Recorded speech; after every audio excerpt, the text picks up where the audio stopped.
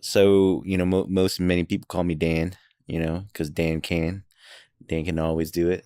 But Lil Dan. yeah, little Dan, big Dan. We have many Dans in our organization, but but um, but there's only one me though. Very true.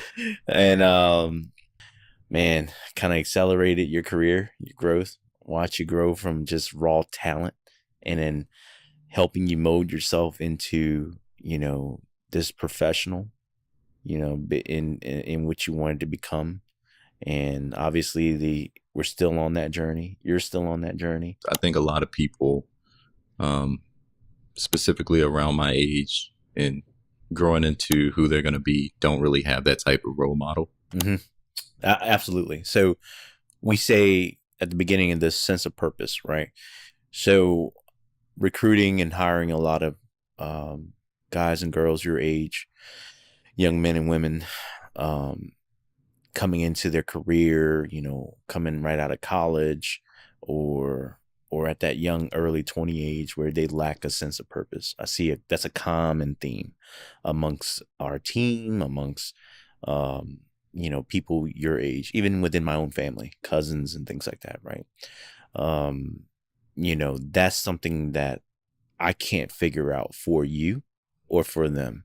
What Have I you ever like had to go through that? Yeah, I've gone through it myself. So what I do is, um, I help cultivate it. I give you guys different options for paths. We sit down, understanding your strengths and weaknesses, understanding your ability to learn, understanding what you like, what makes you click as a person. That's how we start to kind of try to figure out what that purpose looks like. And purpose, and let's just talk about purpose here. Purpose can be different at different phases and points in your life. My purpose was different when I was in my early 20s, mid 20s, and now in my 30s, right? It changes. It's like goals almost in some sense, right? Um, you know, I feel like today I have a great purpose in what I do. I do understand that probably when I hit my 40s, it could and may change, right? Into what?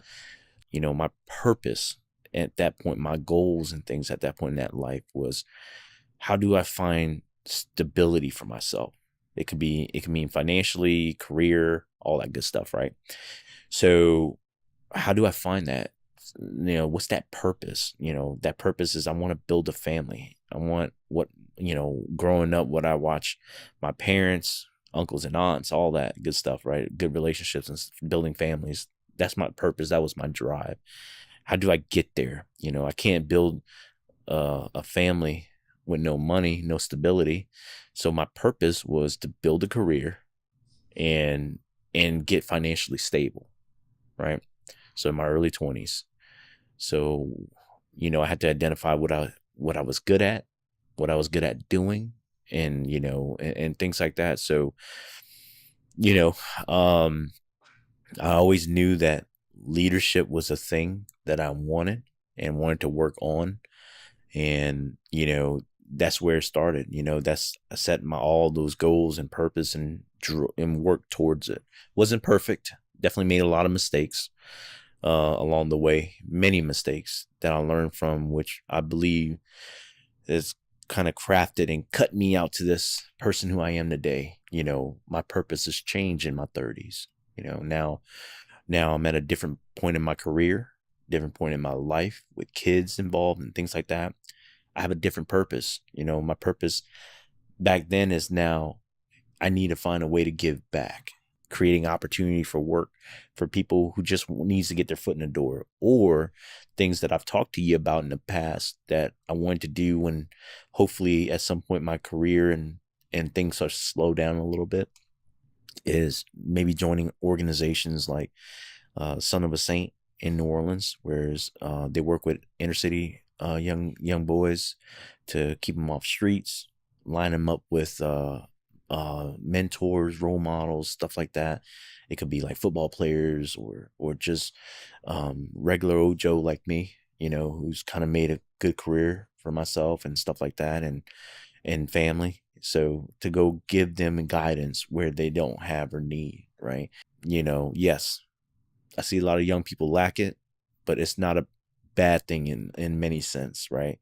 The only thing is, as long as you're not aimlessly just going through life, going to work at a mundane, mediocre job, coming home and then just playing video games and or doing nothing productive to get you to that higher goal that you want, as long as you're still on a progressive path, I think it's great stuff, I think it's all positive things. And I think a lot of people your age need to hear that, because they think with purpose comes expectations. If you don't meet expectations, now you're a disappointment, or you're not a productive member of society, and now you're classified as a failure, so to say.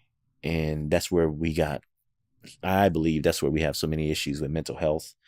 We have so many issues with anxieties, depression, stuff like that. So um, you know, we just have to reshape and think outside the box, when it comes to helping people, or when people come into our lives, what we can offer to them as value. That's a big thing, because just I see it just straight up every day from, men, women, people who are just trying to figure out who they're going to be for the rest of their life. Mm-hmm. I see them, in a sense, floating, like you said. And I ultimately think that you have to create it for yourself. Absolutely. Like, you can. It's not something you get when you're born. Somebody can't teach it to you. Yeah. We can only provide guidance, right? In a sense, I know that ultimately everything is kind of pointless, which makes everything amazing at the same time, because it's absurd that we try to do anything. We try to be leaders, be careerists, be deadbeat dads. I don't think anybody tries to be that. Or we try to become actresses. But why would it be absurd, though? So, to me, life is absurd because there's no meaning to it, which means that you can create any life you want. Literally. When people tell you that you can be anybody you want to be, I think the most successful people really mean that. And I love advice like that. I love the concept of creating this world for yourself, because to fit you, kind of deal, like your family fit you and your cat, you and your dog, whoever you want to be in your life. The idea that you can create this life is just beautiful. Yeah, no, I agree. I agree with that. And I think people that lack purpose just don't know that that's the secret. That none of it. That's true. I can see that. Yeah, you're right. Yeah, because you're right. Because when, like I told you, a lot of people who do lack purpose, for example, fall into this deep hole of depression, anxiety, and all that, and they become, I would say, prisoners in their own mental prison that they created for themselves. Yeah. And I'm just speaking through experience, because I have a family member, my younger brother, who is going through the same thing.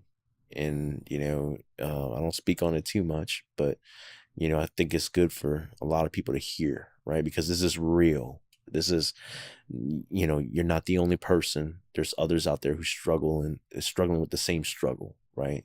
And he's only a year younger than me, so he's almost about to be in his mid-30s. I think a lot of it too is like being so young. Like, we're young. You're 35. I'm 24. It's like, but it's kind of crazy, right? I know it's with 35, man, but man, I feel like I almost lived 2 lifetimes. Like, it just feels like an old soul. Yeah, because you told me, like, you have friends that were older and you, like, learned from their mistakes. Yeah, I guess that's true too. In a way, you became wise. Yeah. You have, like, wisdom that you only can really get if you go through it. Yeah. And even if you didn't go through it, you got it from your friends. So. Yeah. Yeah, because it's, when I grew up, I was really kind of surrounding myself with friends or family members that are older than me by 10 years, 5 years and plus, right? And it's kind of weird because it wasn't like I made it out to be that way. It just happened. and I guess I was always in a position to sit and listen. So I'm always listening to stories, whether it's funny, good or bad, and I learn from them all through. I learned through other people's experience, my uncles, aunts, friends, and all that, right? That are gone through it all. And then for me, I just kind of soak it all up. And I try to do, when I was younger, I tried to basically do what everyone tells you, like, hey, don't try not to make the same mistakes I made. And here are some of the mistakes I've made. And hopefully to accelerate yourself, in life and things like that. So that's what I tried. What are like some common mistakes that people told you they made growing up? Oh, so when I received most of this information, right? I was young in high school, in middle school. We're talking about like the 90s, right? Like 21-year-olds telling like in a the 15-year-old 2000s. you? Yeah, and it's like 90s and the 2000s. So just to give context to what the world was like at the time. So obviously at the time, there was a lot of drug epidemic back then. So it was always, hey, stay away from it. Don't do it. Don't get involved in it. Don't deal it. All that good stuff. Because I think everybody loved fast cash. People still love fast cash. It's like worse, probably. That's true. And that's true. But, and it's a hard Somebody's lesson. watching this video right now, like, whatever, man. I can start a TikTok and make like 20 grand. Shit, more power to you. I don't think that's sustainable, right, as a mindset, because everybody can't be. They make their easy, quick 20, 30, 50K off one video, but it's hard to sustain because it's hard for them to create the content. But guess what? That's now money that they have, and that created an opportunity or lane for them to now go find that more elsewhere. It doesn't have to be in TikTok. It could be in real estate. It could be anywhere where they want to try and go and flip that money, right? So I say more power to them. If they can do it, do it. People who want to just stick to one way, one lifestyle, doing whatever they want to do, right? It doesn't matter whether you're a full-time gamer to, working full-time in IT to retail, whatever industry you want to work in. Cool. My advice to anybody like that, or my way of thinking, is you got to find multiple ways of passive incomes, because working at a 9 to 5 or doing the full-time gamer thing is not sustainable. At some point, your time runs up and runs out. That, and they're not increasing like the wages across the board. So you have to create extra income. Yes. You want to make a life for yourself. Yes. So you can be a full-time gamer, whatever value you're getting out of that monetarily, money-wise, turn it, man, and get a real estate property, a rental property. Yeah. Find more ways to pull in income, there's all kind of businesses. Isn't that crazy that it's getting to the point where you have to have a secondary income, a third income, fourth income? I mean, the old traditional route is, back in the day, is you kind of like work at a factory and raise 4 kids, or you can work at in a IT company too, or whatever kind of corporate company, build up your 401k and retire off your 401k and Social Security. Yeah. Right. But I think we're heading to the point to where I don't know if Social Security is going to be there when you and I retire. I have to find multiple ways of creating that, whether it's you creating, saving in an IRA plus a 401k plus a real estate portfolio where you can pull in a minimum of 100 grand in rent, right, between 10 properties, right? Index funds and things like that, because whatever don't work out, Social Security, whatever down the road that doesn't work out, or for you, at least you have other streams there, and that you're not a burden to your family to have to turn around and take care of you, like your kids or anybody like that, right? It's my responsibility to take care of me. That's how I always looked at it when I get older, right? To make sure that I'm not a burden to my kids and that they can fulfill their life needs and their future families. And it's important to think about too, like the cost of like goods and services now. Oh yeah. And what it will be when we're like 80 or 90.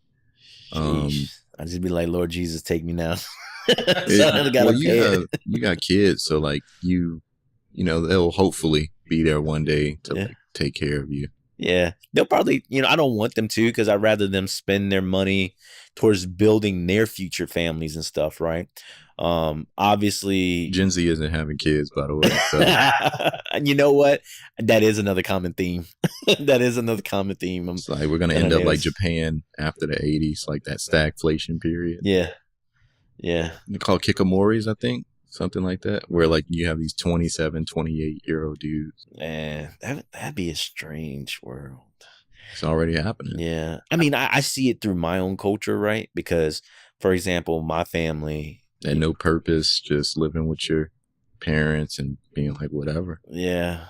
And my family, like, I come from a big family. So my parents has like 10 to 12 siblings on each side.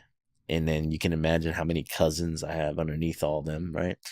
Are most of them like in careers or like, in entrepreneur positions, or like do you have some that are just like, staying at home? It's a little bit of both, right? I got a lot of success stories, throughout my family. Like, my younger cousins, they're all in big tech now, making big tech money. Super happy and proud of them. That I have an uncle. Normally I don't talk too much about this, but I guess this hopefully can just inspire other people.